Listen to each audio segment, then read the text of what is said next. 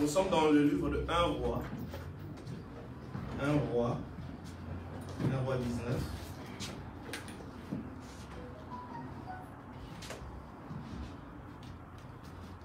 Un roi 19.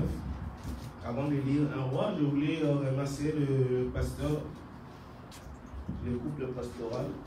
Vous savez, c'est pas facile où la chair, on ne la cède pas à n'importe qui. On donne la chair à la personne qui est chère aussi. Donc, si nous sommes devant aujourd'hui, c'est parce que le pasteur, par le Saint-Esprit, a estimé que nous avons la valeur de parler au peuple. Parce que ces instants, la vie, la destinée de beaucoup de personnes seront entre mes lèvres. Donc, j'ai la lourde responsabilité de transmettre le message conformément à l'éthique de l'Église. Amen. 1 roi 19, du 1er au 8e verset. Akab rapporta à Jézabel tout ce qu'avait fait Élie et comment il avait tué par l'épée tous les prophètes. Jézabel envoya un message à Élie pour lui dire que les dieux me traitent dans toute leur rigueur si demain à cette heure je ne fais de ta vie ce que tu as fait de la vie de chacun d'eux.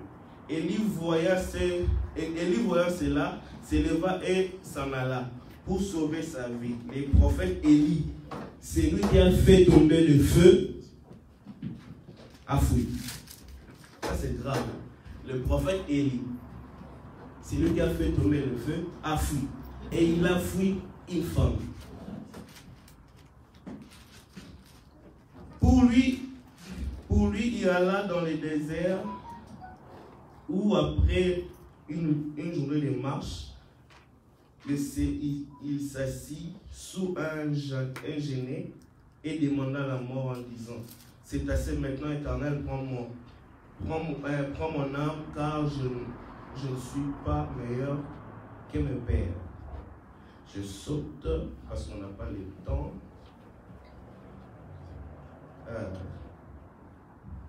Il se coucha et s'endormit sous un genêt, et voici un ange le toucha et lui dit: lève-toi, mange.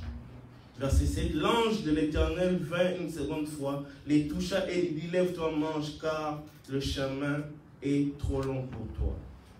Verset 8. Il se leva, mangea et but, et avec la force que lui donna cette nourriture, il marcha 40 jours et 40 nuits jusqu'à la montagne de Dieu à Horeb. Amen. Les dimanches passés, le pasteur nous a entretenu avec un thème qui était intitulé « Qui perd, gagne ». Nous avons compris que l'importance sur la terre, c'est de gagner la vie éternelle. Amen. Car l'importance n'est pas de gagner de Versace. L'importance n'est pas de gagner le mariage. L'importance n'est pas de gagner de belles maisons, de belles voitures. Mais l'importance, c'est de gagner la vie éternelle. Oui, parce qu'un jour, si nous tardons, si Jésus-Christ tardait à revenir pour nous rechercher sur cette terre, nous devons le savoir que la mort va nous emporter. Je suis venu faire peur à une personne, mais je suis venu parler une vérité à une personne. Si Christ tardait pour revenir nous chercher, la mort viendra nous emporter. Mais j'aimerais dire à une personne, pour mon cas, j'aimerais que ce jour-là, en ouvrant les yeux, que Dieu me présente devant ses anges en disant: bon et fidèle serviteur, entre dans la joie de ton maître. Moi, je m'en fous de ne pas avoir l'argent. Vous savez, moi, je m'en fous de ne pas avoir de l'or. Moi, je m'en fous qu'on m'appelle Youm en français, qu'on me dise que tu es bleu. Moi, je m'en fous de ça. Je m'en fous quand vous me dites que je suis démodé. Si c'est ton cas, ça serait mieux pour toi aussi. Car je sais une chose, j'aurais tout perdu sur la terre. Le privilège de ce monde, le climatiseur de maison, les hôtels de 5 étoiles et autres, mais j'aurais gardé ma place auprès de Dieu. Car l'important sur la terre n'est pas de gagner l'argent. après avoir gagné cet argent que tu partes en enfer. Mais l'important sur la terre, et même si tu as gagné de l'argent, mais tu préserves ta place au ciel. Car Christ est venu pour nous et nous racheter. Et il a donné sa vie pour que quiconque qui recevra cela aille au ciel. En recevant cela, nous perdons les avantages de ce monde. Parce que ma Bible me dit, ne vous conformez pas au siècle présent, car le siècle présent amène à la perdition. Or, pour entrer au royaume éternel, on doit croire en Christ. Et dès qu'on a cru en Christ et qu'on marche selon la volonté du Christ, c'est alors que nous avons la place auprès du Père. C'était le résumé du dimanche passé. Mais quant à ceux, il y a des gens qui ne croient pas à ça. Il y a des athées qui disent que, écoutez, moi, Dieu, vous savez vos choses là, c'est trop aberrant, nous sommes trop cartésiens, nous sommes trop littéraires, nous sommes en train de réfléchir autrement et nous ne croyons pas à ça. Pour eux, j'aimerais dire, bien, j'aurais dû vous dire que, ok, vous avez raison, mais ça, malheureusement, ça ne sera pas comme ça. Ces jours-là, quand tu vas te réveiller, tu te retrouveras que tu as perdu ta place et tu auras droit en enfer. Ça, c'était le message de ceux qui vont me capter vers les médias. Parce que ici, j'ai l'assurance que nous tous, nous sommes les enfants de Dieu. Amen, amen. Amen. Un avantage encore de plus pour nous, c'est que sur cette route de la terre, où nous perdons quelque chose et nous gagnons une autre, nous avons un GPS. Et le GPS que nous avons est plus que Google Maps parce qu'elle se perd pas le trajectoire. Aujourd'hui, en venant, on a vu beaucoup d'obstacles. On a fait 1 heure en train de chercher où est-ce qu'on pouvait sortir pour arriver. Les GPS nous a fait perdre. Mais je sais qu'il y a un GPS. Quand il te prend, il te calcule, il te localise et il t'amène droit sur ton destin. Ça s'appelle le Saint-Esprit. Bien aimé, sans le Saint-Esprit, on ne peut rien faire. Et le Saint-Esprit est très capital en ce moment pour nous amener dans la route qui nous amène au destiné, à la destinée. Amen, amen. Amen. Le thème que je nous propose ce matin, veuillez m'excuser, il y a trop de reflets. Le thème que je nous propose ce matin, bien sûr sur l'élan du dimanche passé, c'est dans les textes que nous avons lu dans 1 roi 19, s'intitule ainsi, entre ici et là-bas. Entre ici et là-bas. Peut-être que vous avez déjà entendu ces termes, peut-être que vous avez déjà lu ces textes, mais moi, de ma part, j'ai eu l'approche et l'éclairage d'un homme de Dieu, que je ne dirai pas son nom, mais par lui, j'ai compris l'idée de ces textes, mais je pris un thème qui est déjà quelque part dans l'Internet. Si vous partez sur YouTube, vous cliquez entre ici et là-bas, vous aurez déjà beaucoup de messages qu'on a parlé sur ça, mais moi, j'ai essayé de prendre cela, le sortir et mettre de la lumière du Saint-Esprit dedans. Et pendant ce temps, on va essayer de parler. C'est quoi l'idée générale de ce thème ou de ces thématiques qui nous dit entre ici et là-bas? L'idée générale, c'est de nous parler que la route que nous sommes en train de faire de la vie de Christ est toujours prolongée et toujours continuelle. Vous allez constater que de la naissance à aujourd'hui, de la naissance à aujourd'hui et d'aujourd'hui jusqu'à votre dernier jour que vous serez soit enlevé, soit vous mourrez, vous allez comprendre que vous êtes constamment entre ici et là-bas. J'allais dire ceci, que chaque jour sur la terre, nous sommes sur la route. Nous ne sommes jamais arrivés jusqu'à ce que nous serons arrivés au terminus. Et le terminus, c'est le ciel. Constamment sur la terre, nous sommes en train de marcher toujours entre ici et là-bas. Dis à ton voisin de ce matin, entre ici et là-bas. Dis encore, entre ici et là-bas. L'ange réveille Élie et dit à Élie, lève-toi car là, je crains pour la montre parce que je ne sais pas j'ai combien de temps. l'ange dit à Élie, lève-toi et mange, car la route est longue. J'aimerais dire à une personne, entre ici et là-bas, la route est longue. Si tu ne veux pas marcher, l'ange viendra te booster afin de te faire marcher.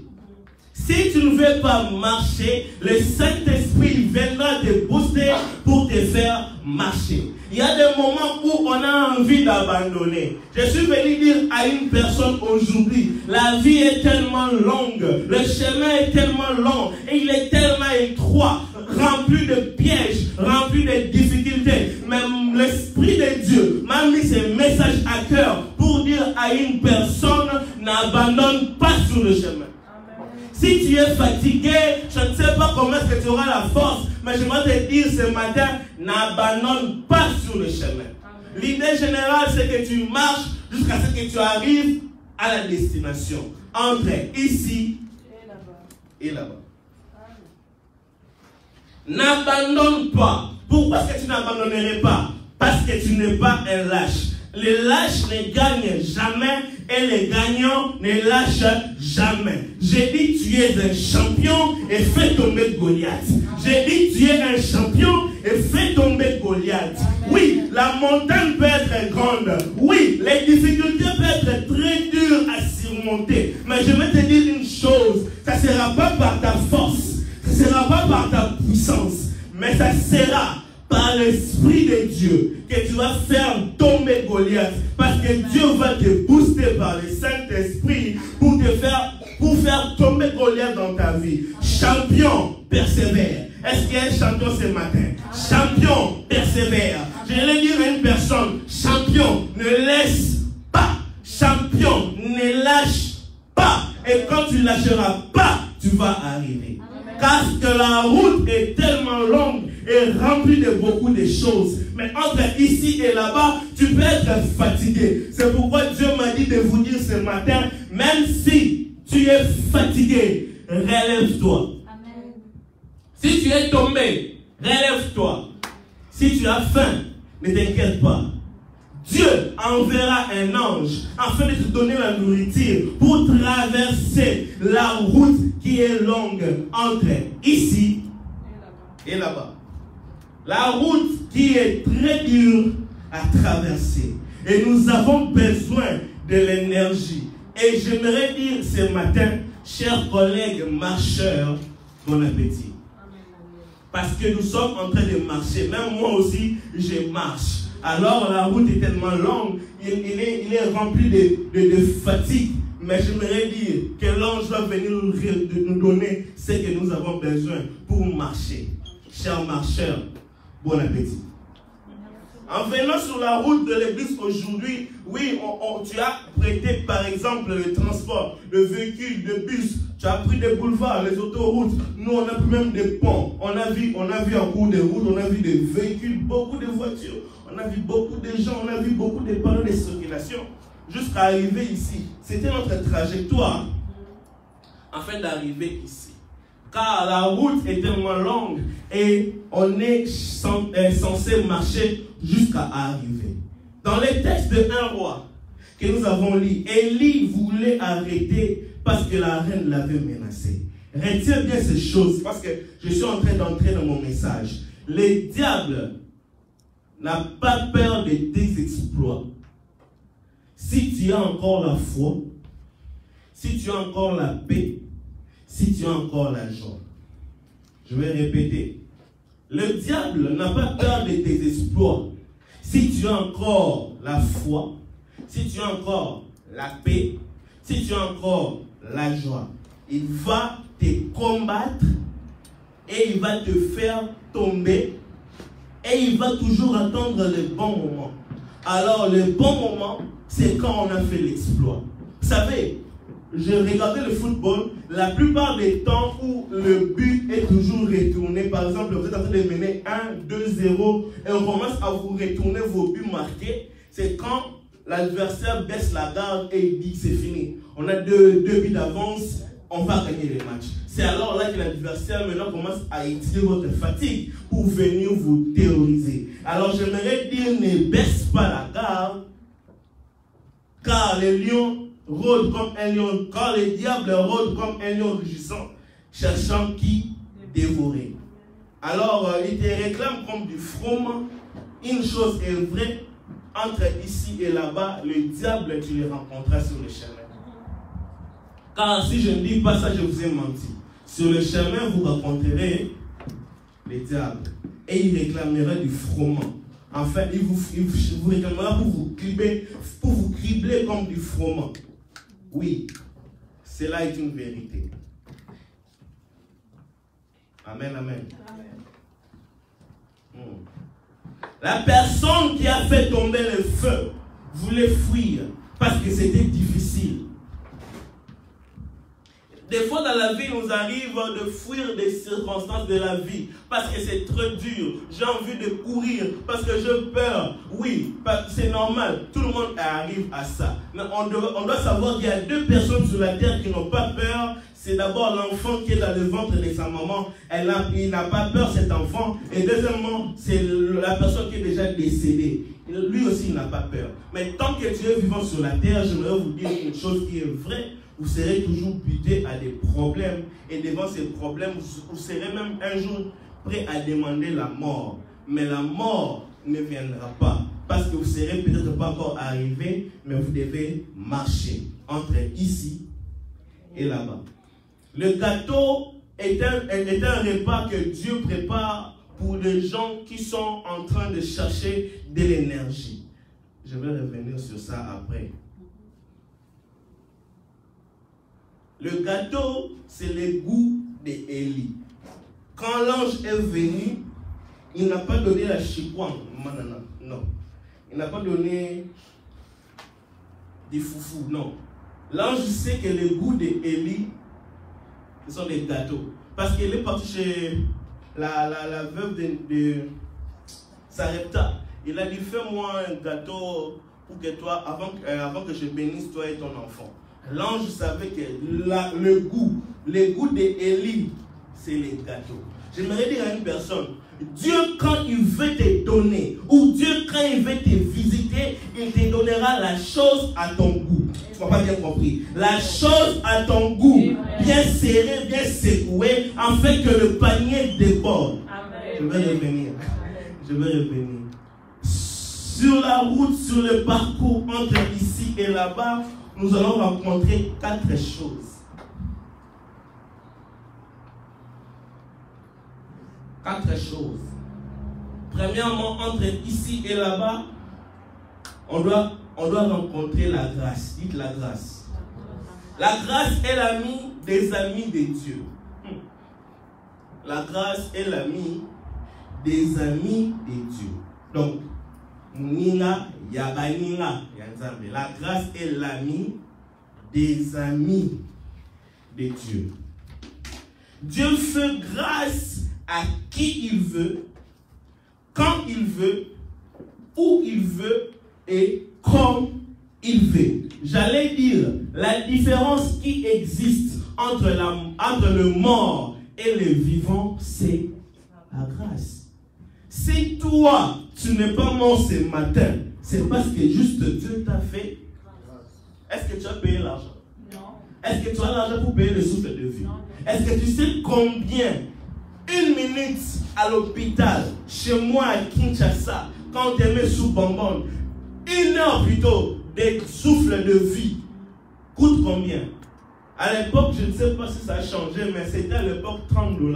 Alors calcule un peu avec moi, 30 fois 24, maintenant 24 fois. Oui, 24 c'est une journée. Fois 305 jours, fois le nombre d'années que tu as aujourd'hui sur la terre. Maintenant, mets 30 fois tout ça. Maintenant, prends cet argent, va payer à Dieu pour ton souffle de vie. C'est la grâce. La seule différence qui fait que le vivant soit sur terre en bonne santé et un vivant soit sur terre mais malade à l'hôpital, c'est là. Dis avec moi la grâce. Je connais beaucoup de gens qui étaient très belles, sont enterrés.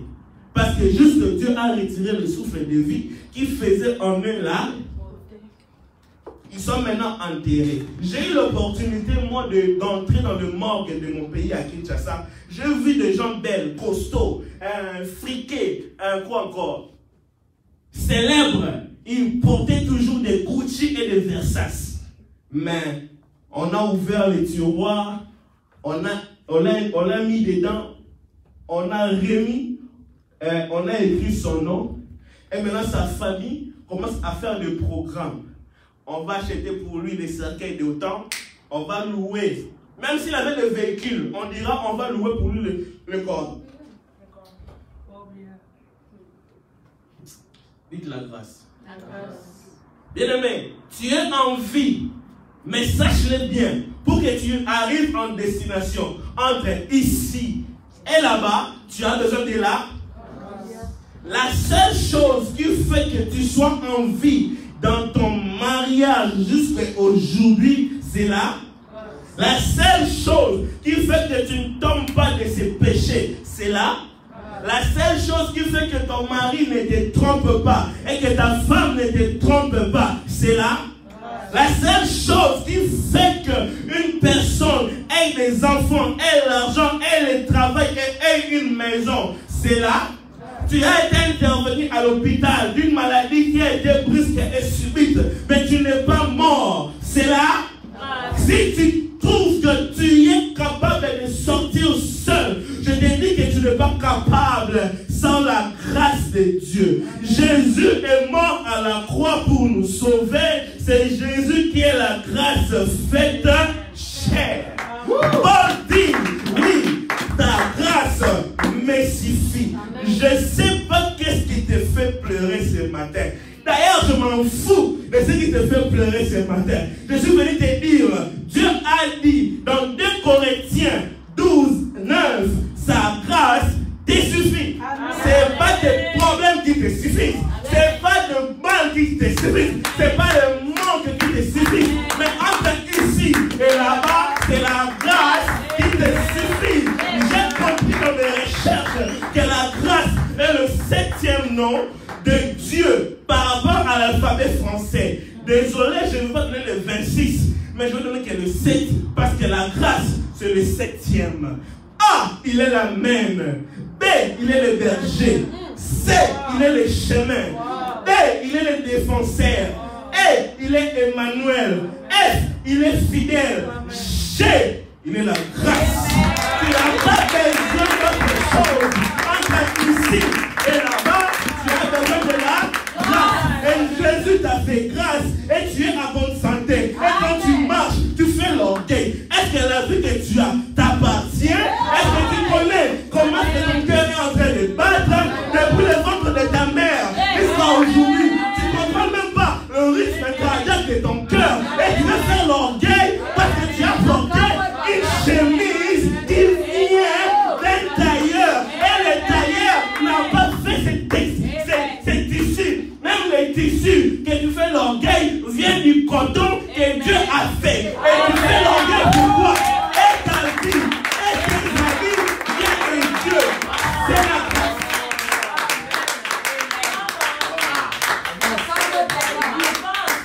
Entre ici et là-bas, sans la grâce, tu ne feras rien. On est zéro sans la grâce. Amen. Amen. La grâce n'est pas venue abolir la loi, mais la grâce est venue accomplir la loi. Jésus, dans Matthieu, il est le lion. Jésus, dans Marc, il est le serviteur. Amen. Jésus, dans l'homme, il est, dans Luc, il est l'homme. Mais dans Jean, il est l'aigle. Mais pour que la nature divine entre dans la nature humaine, c'était un transfert de grâce. Amen. À la croix, il s'est fait un transfert de l'humanité vers la divinité. Et en sorte que l'humain a pu avoir la place près du divin. Et le divin a pu supporter l'humain par sa miséricorde. C'est la grâce. Entre ici, c'est la grâce. Je connais des gens qui ont eu beaucoup d'argent. Alors, beaucoup d'argent. des gens disciplinés. Mais dès qu'ils ont eu l'argent, ils ont décollé dans la publicité, ils ont décollé dans les dépenses inutiles. Et ils ont fait l'AVC. Même la force de faire l'ambiance dans le monde devient de Dieu. La Bible dit l'or et l'argent appartient à qui? À l'Éternel. Mais tu vas me dire que non. L'argent, ce sont des papiers. Je veux te dire que l'argent, c'est du papier, mais le papier vient de l'arbre. Mais l'arbre vient de qui? De Dieu. Amen. Tu as la force de manger. Tu as la force de manger. Va à l'hôpital, tu verras des gens, ils ont envie de manger. Par minute, ils changent de goût. Ils changent de... Je connais une maman, il est décédé. Je ne saurais pas citer son nom. Peut-être sa famille va voir. Avant de mourir, il avait des goûts bizarres. Cette maman était une Kassaïenne comme moi, mais il aimait beaucoup les foufous et les pondous et les... Comment est-ce qu'on appelle ça? Les ndakala, les frétins. Il aimait ça. Mais au dernier minute de sa vie, ça ne tenait pas. Ça ne tenait pas. Et c'est le jour qu'il est mort. Ses enfants ont préparé quoi? Des pondous, des foufous et des frétins. Ils ont dit, maman, réveille-toi. Tu aimes ces repas, viens manger. Maman n'était plus là. Parce que Dieu a récupéré quelque chose en elle. La grâce. Entre ici et là-bas, tu as besoin de la grâce. Bien aimé, nous sommes vulnérables. Sans la grâce, on n'est rien. Sans la grâce, on n'est rien. Sans la grâce, on n'est rien. Dieu est fidèle. C'est pourquoi il nous a envoyé son Fils afin de venir mourir à la croix pour nous et que nous ayons la vie éternelle. Mais pas seulement ça, mais que nous vivons en bonne santé. En telle sorte que le diable ne touche personne sur la terre. Car tu as le sang de Jésus en toi. Le sang crie ne touche pas. Au diable, les lions qui ne touche pas. Aux zèbres, oui. Pourquoi? Qu'est-ce que je veux dire? Je veux dire ceci. Quand Jésus mourait et qu'il était crucifié à la croix, il est parti rendre culte au ciel avec son propre sang. Et arrivé là-bas au ciel, Dieu l'a agréé. Et il a dit, Père, comme tu m'as agréé, fais que les gens de la terre trouvent grâce. Dieu a dit, chose actée. C'est bon, comme c'est acté. Maintenant, il est revenu, il a dit, prenez ceci, c'est mon corps. Parce que quand tu manges le corps du Seigneur, en fait, tu as fait l'alliance avec le sang du Seigneur. Et Dieu, Jésus, est le lion de la tribu de Juda. Quand tu prends son sang, tu deviens lion comme lui. Et je me demande, si tu manges le sang du lion, tu fais l'alliance avec un lion, est-ce qu'un petit sorcier de ta famille pourra te toucher? Tu es intouchable. Mais si tu es intouchable, ce n'est pas par tes puissances, ce n'est pas par ta force, c'est par grâce. Entre ici et là-bas, nous avons besoin de la grâce. Les temps. Deuxièmement, entre ici et là-bas, nous allons rencontrer des hommes. Dis les hommes. Les hommes. Mais dans les hommes, il y a des types des hommes. Il y a les faux, il y a les vrais. Il y a les gens et il y a les Judas Iscariotes. Il y a les Élie et il y a les Géasi. Qu'est-ce que je dis? Il y a les Élysées et il y a les Géasi. Il y a des Delilah et il y a des Abigail. Il y a des Jézabel et il y a des Esther. Il y a des Moïse et il y a des Pharaons. Il y a des David et il y a des Nabal. Il y a des loyaux et il y a des insensés.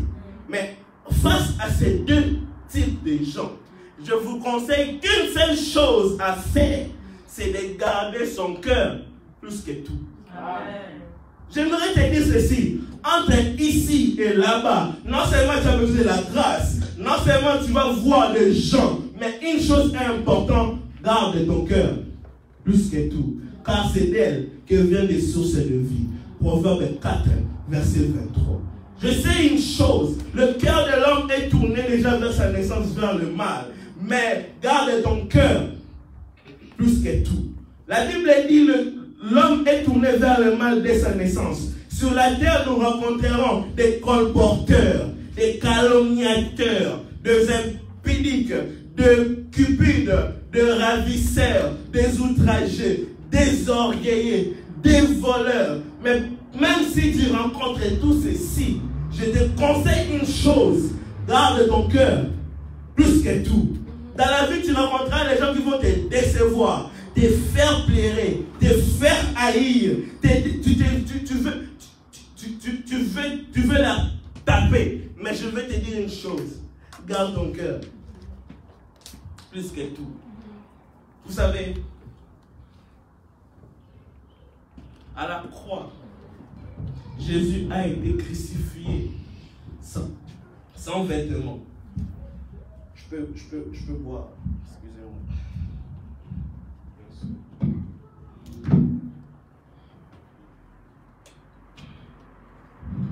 Je disais, à la croix, Jésus a été crucifié sans vêtements.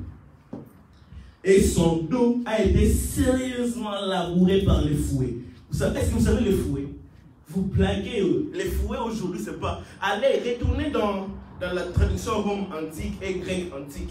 Ils avaient des fouets qui mettaient les os des animaux, devenus très durs du bambou, et commençaient à frapper Jésus dans les dos. Et les dos de Jésus a été bien labouré par les fouets. Non seulement ça, ils ont mis une couronne d'épines. Vous savez comment est-ce que quand vous piquez la seringue, ça fait très mal. Maintenant, on te met une couronne d'épines toute la journée.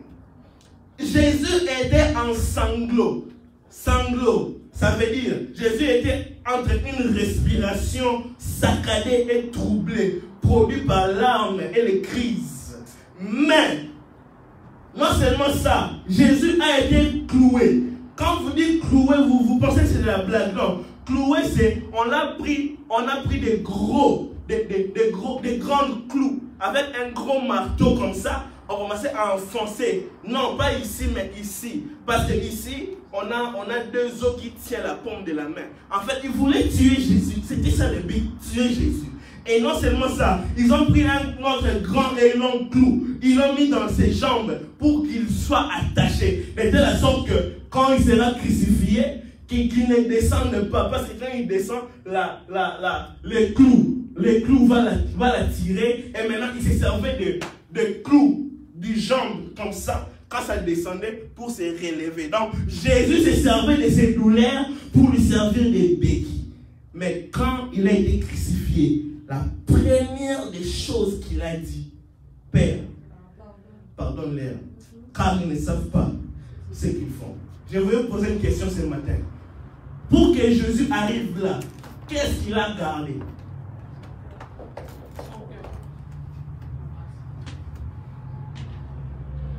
On t'a donné 10 000 $.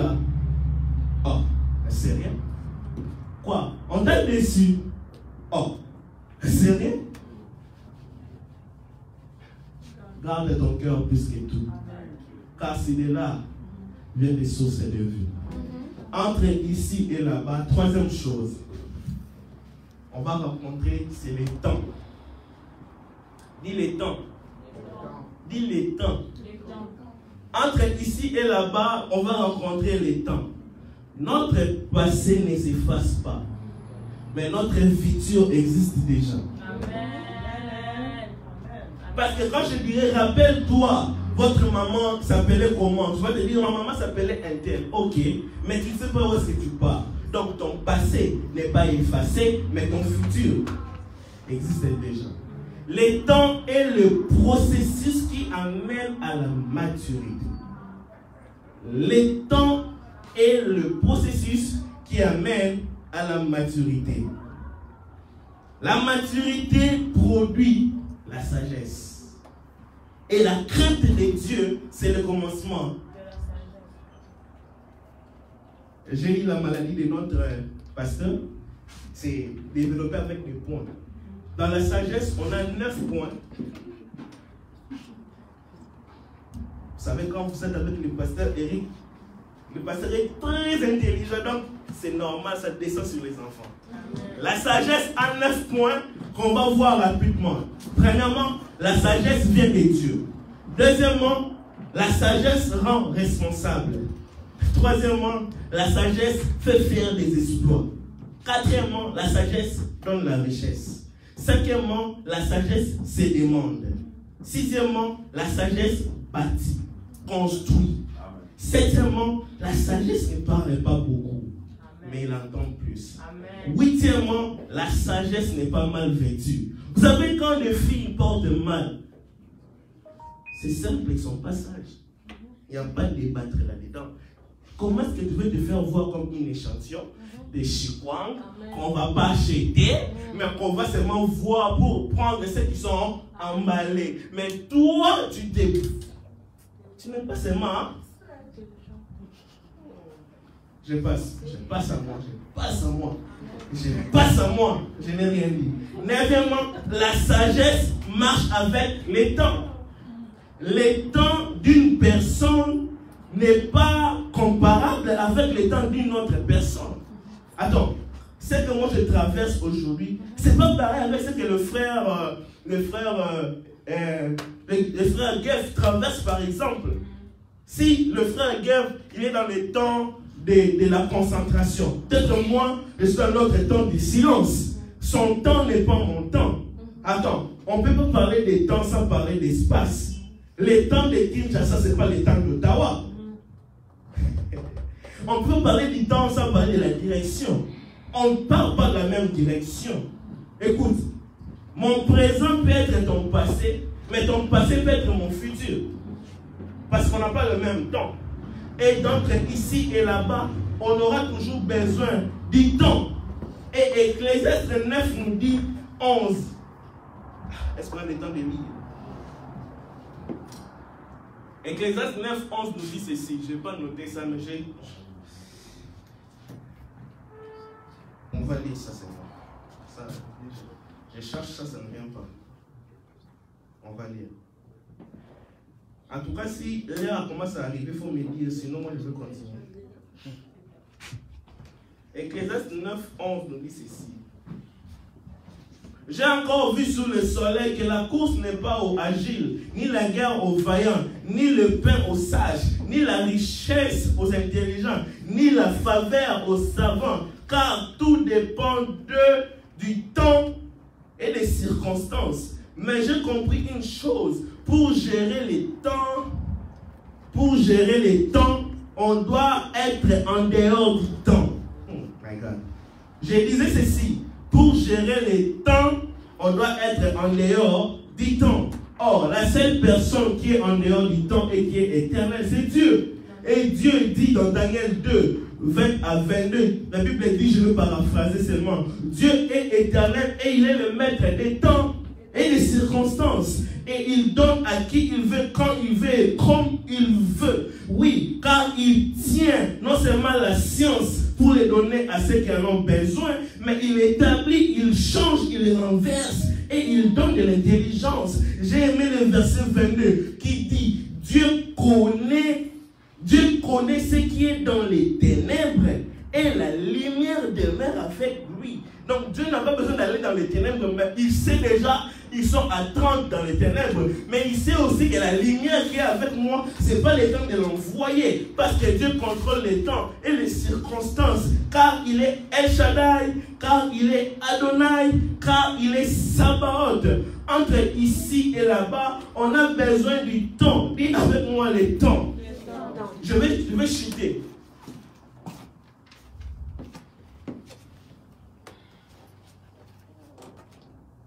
Je vais chuter dans le point 4. C'est là où j'avais prévu aussi de terminer. Entre ici et là-bas, il y a le point 4. Dis avec moi les gâteaux chauds. Dis les gâteaux chauds. Pourquoi les gâteaux chauds? C'est la visitation divine. Entre ici et là-bas, quand Dieu vient te visiter, il ne vient pas même vide. La visitation viendra dans ton chemin. Si tu es fatigué, il ne faut pas avoir peur de la fatigue. Même si tu cries que tu n'as plus de force, j'aimerais te dire que dans la trajectoire, même si c'est difficile, ne crains pas. Dieu enverra l'ange pour te servir du gâteau chaud. Le gâteau chaud, c'est la nourriture qui est à ton goût. Parce que Dieu, quand il viendra te donner la guérison ou la bénédiction, il te donnera ce que tu aimes et ce que tu mérites. Entre ici et là-bas, même si tu n'as plus l'intelligence, même si tu n'as plus la solution, j'aimerais vous dire une chose. Ma Bible dit, là où l'intelligence et la science de l'homme se limitent, c'est là où Dieu commence. J'ai une bonne nouvelle pour vous ce matin. Je décrète et je déclare, même si le malheur t'a atteint, l'Éternel te délivrera toujours. Espère au secours de l'Éternel, car tu es son loin. Et oui, il te sauvera et tu ne mourras pas. Je suis venu t'interdire de mourir parce qu'il y a un gâteau qui sera prêt à ton goût. Dieu connaît ce que tu aimes. Et entre ici et là-bas, il va venir te visiter. Il ne te visitera pas seulement, mais il va aussi te multiplier. Il ne te multipliera pas seulement, mais il va changer le son de ton bassin. Ça quittera des claques, claques pour devenir tchoubou. Vous savez que c'est là déjà. Quand ça devient tchoubou, cela veut dire que la multiplication commence encore à devenir de plus en plus. Que Dieu te fasse grâce sur la terre. Et que ton mariage soit chaud. Et que tes enfants soient des gâteaux chauds. Et que ton compte soit un gâteau chaud. Et que Dieu te gifle par ses bénédictions. Et que Dieu te gifle par ses bénédictions. Et que tu traverses la chaleur du four qui t'amène à manger le gâteau chaud. Chers collègues, bon appétit. Merci de gagner.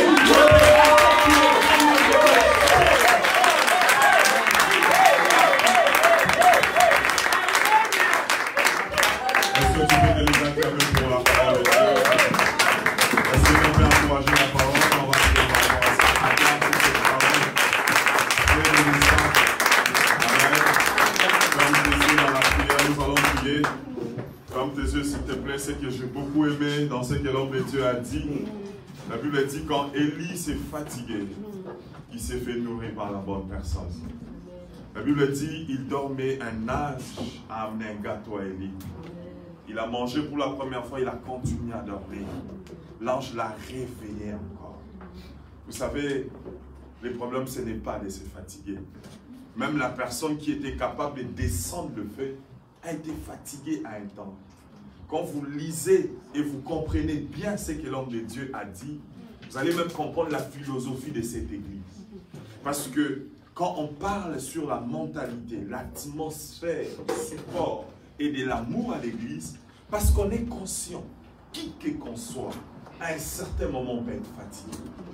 Quand on dit supporte ton frère jusqu'à ce qu'il va se relever, parce qu'on est conscient, si Élie qui a descendu le feu, qui a battu 450 prophètes des Baal, a été fatigué un jour de sa vie, ça veut dire que la personne qui est à côté de toi aussi peut se fatiguer aussi à un moment donné de sa vie. Voilà pourquoi regarde ton voisin, dis-lui, aussi longtemps que je suis dans cette église, je vais te supporter, te soutenir et prier pour toi. Dans tes temps de fatigue, je vais marcher avec toi. Ton problème est que quand tu es fatigué, tu donnes ta bouche à n'importe qui et tu manges n'importe quoi. La Bible dit, l'ange dit à Élie, si tu ne manges pas, ta route sera longue. Ta route est longue parce que tu as mangé un mauvais gâteau. L'homme de Dieu a dit, il faut manger un gâteau cuit et chaud. Et si vous allez dans les détails, cuit sur les 2 pieds. On ne va pas aller parce que l'homme de Dieu a tout dit. Amen. Sur les 2 pieds. Non seulement les gâteaux étaient chauds, mais les gâteaux étaient cuits sur les 2 pieds. 2 pieds. Et quand on parle du chiffre 2, on ferme les yeux puis on prie. Est-ce que tu peux fermer les yeux? Le chiffre 2, c'est l'Ancien Testament et le Nouveau Testament. Et les gâteaux dont on parle ici, c'est la parole de Dieu. Quand la parole de Dieu est cuite sous les 2 pierres, ça veut dire de l'Ancien au Nouveau Testament, tu as assez de force pour marcher. Si toi tu tires ta force par les conseils des hommes, tu n'auras pas la force pour marcher. Mais si tu manges les gâteaux cuits sur les 2 pierres qui symbolisent la totalité de la parole de Dieu, l'Ancien Testament et le Nouveau Testament, laisse-moi te dire que ta marche ne sera pas longue. Ce matin, je voudrais te dire, je ne te condamne pas parce que tu es fatigué, je ne te condamne pas parce que tu es découragé, mais je te condamnerai si tu as mangé un mauvais gâteau, je te condamnerai si tu as écouté n'importe qui. Je te condamnerai si tu pars chercher ton refuge dans la bière, dans l'alcool. J'attends quelqu'un à la place d'écouter Dieu et le Saint-Esprit. Tu écoutes un homme parce que c'est ton copain ou ton ami ou ton cousin ou ton papa papa ou ton oncle, je ne sais pas. Tout ce que je sais, les gâteaux doivent être cuits entre les deux pieds. Ferme tes yeux du Seigneur. J'ai besoin que tu me fasses manger. Je comprends ce matin que c'est pas possible. Est-ce que quelqu'un peut prier pour sa vie? J'avais un gâteau chaud pour la route. J'avais un gâteau chaud pour la route. J'avais un gâteau chaud pour le ministère. J'avais un gâteau chaud pour l'Afghanistan. J'avais un gâteau chaud. Est-ce que tu peux le mettre à moi? Oui, j'avais un gâteau.